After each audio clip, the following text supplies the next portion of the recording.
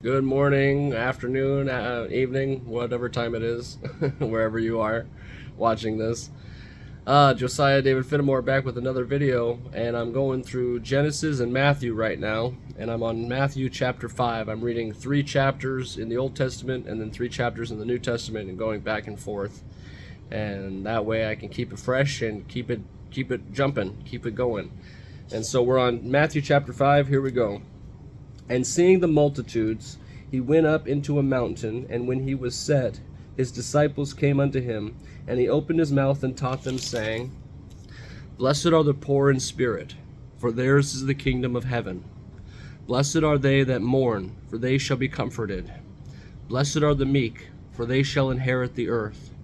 Blessed are they which do hunger and thirst after righteousness, for they shall be filled.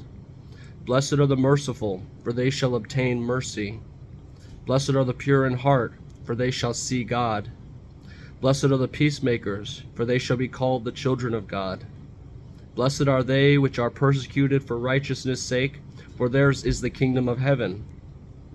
Blessed are ye when men shall revile you and persecute you, and shall say all manner of evil against you falsely, for my sake. Rejoice and be exceedingly glad, for great is your reward in heaven.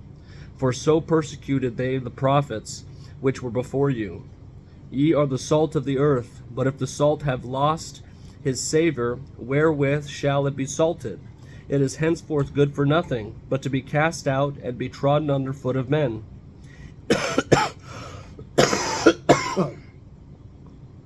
Ye are the light of the world.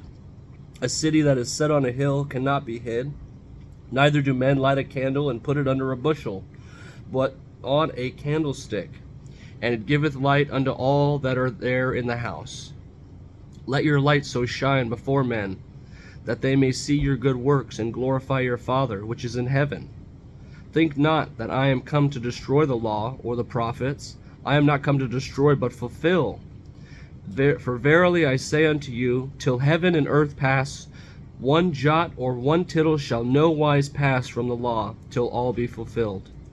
Whosoever therefore shall break one of these least commandments, and shall teach men so, he shall be called the least in the kingdom of heaven.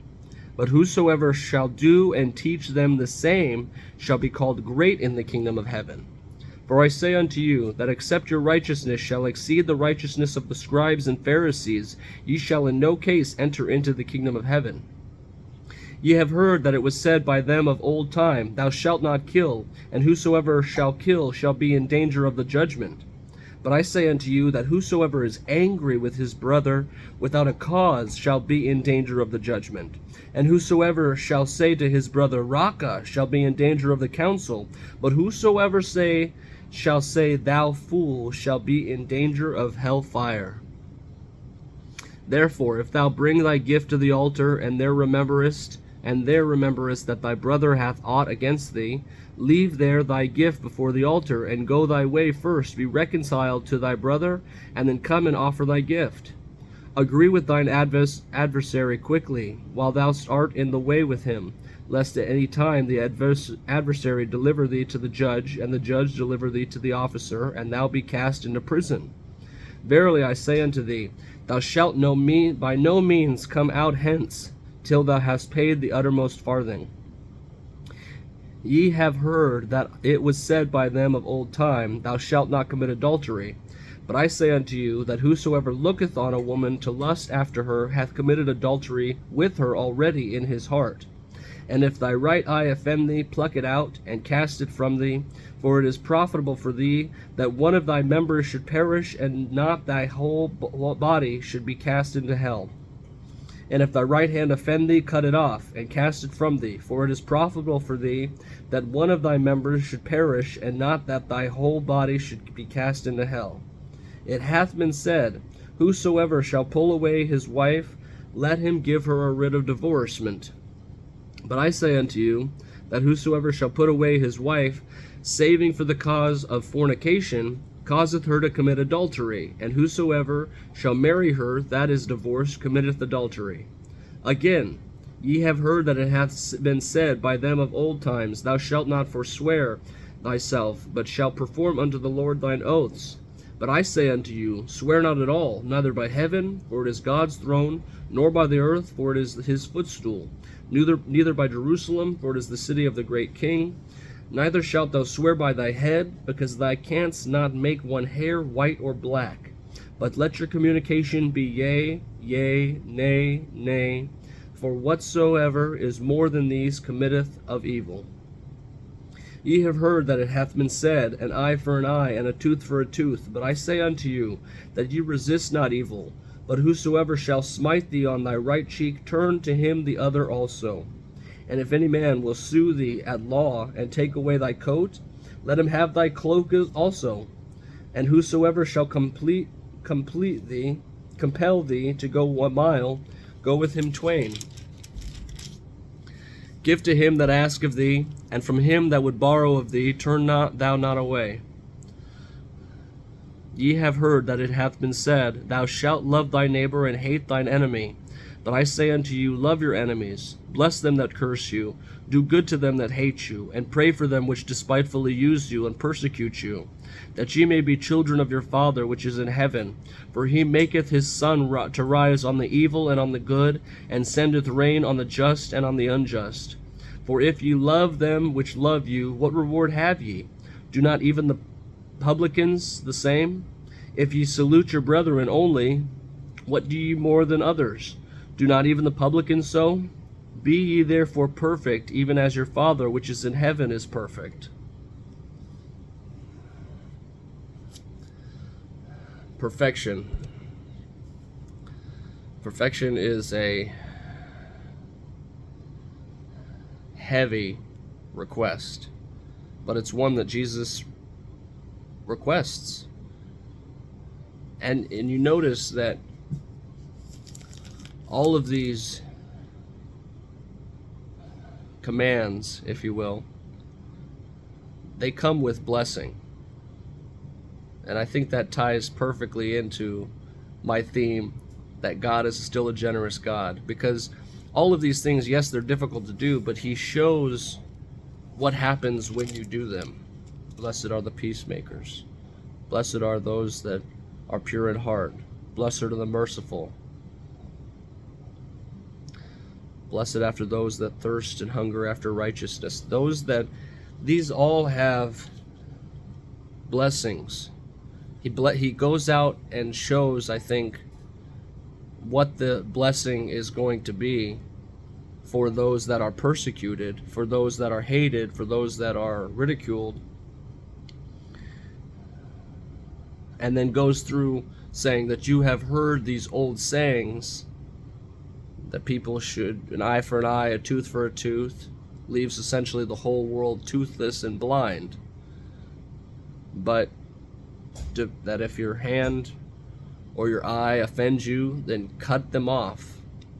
And I've thought about this as like a young man, because this verse really leapt out at me. Oh no, I'm a young teen man growing up and trying to figure out life, and if my hand or my eye causes me to stumble, should I cut them off? I mean, those are extreme requests, if you will, disciplines. Those are extreme.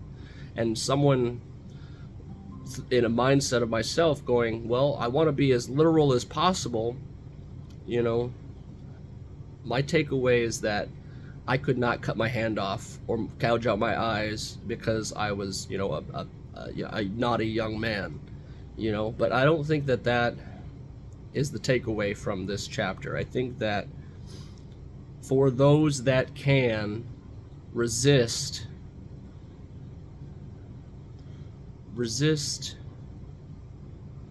backlash, if you don't want to have backlash from the Lord, then following these statutes is saying are healthy to do so. If you look at a woman and you lust towards her, then that's as bad as committing adultery with her. That is a very high standard to live by, but it's not an impossible standard. I think respecting oneself and respecting others, peers, then once you have that level of respect for people, then you don't see them as objects anymore. And I think that a lot of young men and women need to start seeing themselves more than objects, more than just someone else's plaything. You know, the people have so much more substance within them. We can offer each other so much more than just the bare minimum of who we are on the surface. We have heart, we have mind, we have intellect, and we are so much more than the members and the fibers of our being. We're spirit and our soul. We need to remember those things. I think in a digital age where everything is quick swipes, that we are more of substance than what we are seeing, and we can be more of substance than what we are seeing. So take that for what you will. Matthew chapter 5. Gracious God, a generous God, and a people of substance. I'll see you at chapter 6. Peace.